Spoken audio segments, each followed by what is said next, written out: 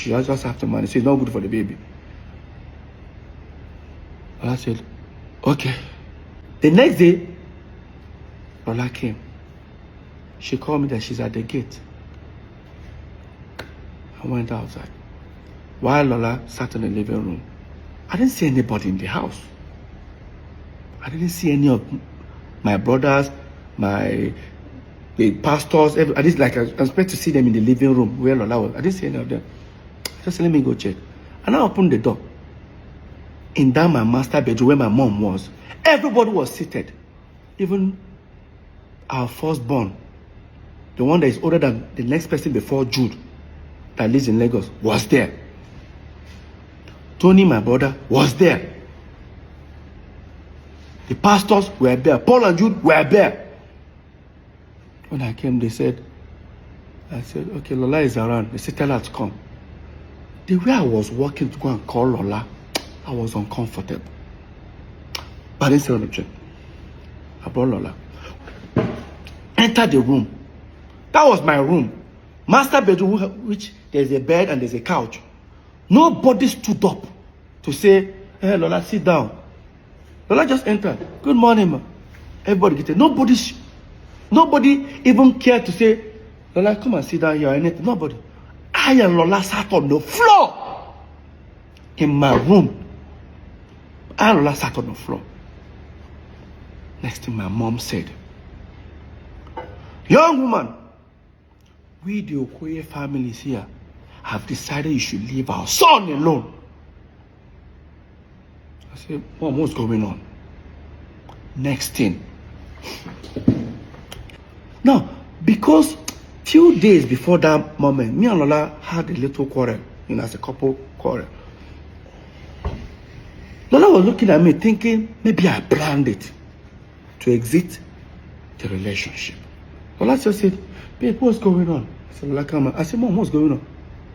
Next thing Jude just said, leave our brother alone. I look at Jude's face. Jude said, it's like carry water from mouth. I'm like, hey, can anybody? Everyone there tried to calm Jude down. Next thing, Jude just stretched his hand. Because in that my room, I have my son's picture when he was 3 months old by the side of the bed. Jude stretched his hand and picked it and looked at it. Guess what came out of Jude's mouth? For those who understand Igbo, as the way you run now, Oyene, Unwabu, bastard. All Lola heard was bastard. Lola just said, did he just call her? Sorry, the pastor said, Lola, I was just trying to calm Lola down. Lola started crying. Guess what happened? They pushed Lola out of the house. Yes. I was trying to hold Lola. By the time I would tell Lola, stay down. Lola, calm down. Lola just opened the door. I opened the door to talk.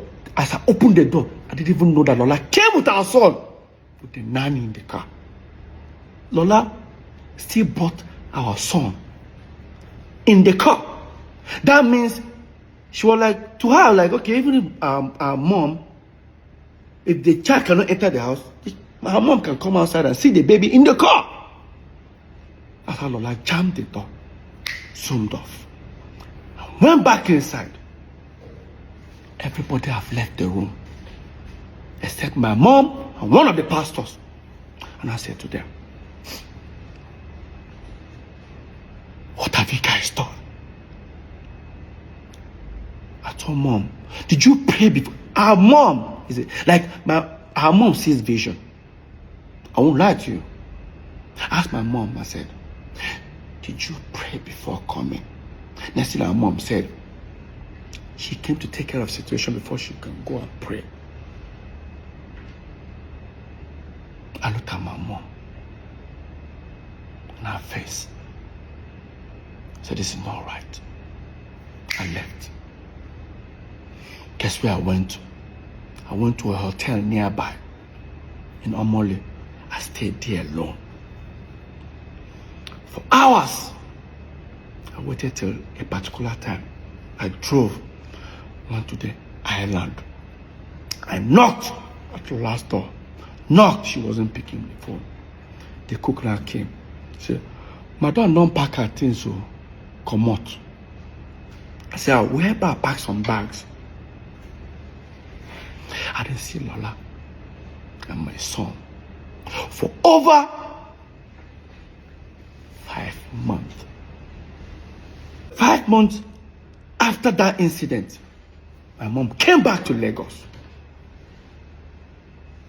Gathered everybody again. Sent for me, I came. I sat down.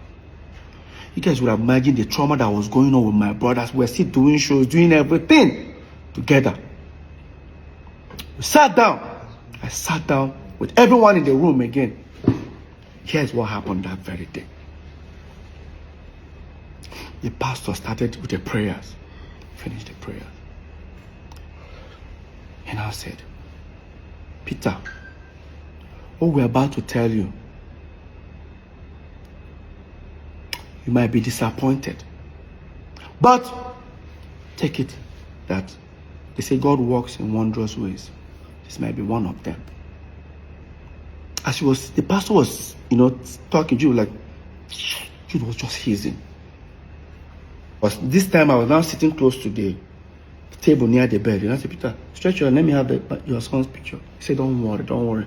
I just stretched. The same picture that Jude made that statement on. Now look at the picture. Peter, the Spirit of God said we should tell you this. That if anybody insult this boy again, if he's killed, kill that person. This is your blood.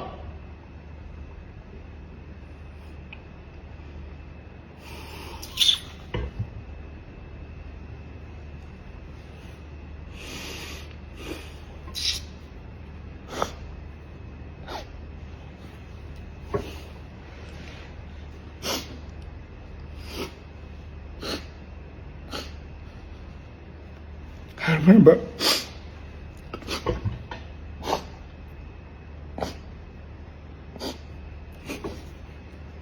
I went down on the floor, I started crying. I opened my eyes, everyone had left the room. When everyone left the room, my mom said, why am I crying? That they just told me a good news. I told her, what's good about this news? What is good about this news? I went to the wardrobe because it's my room. Started packing my bags.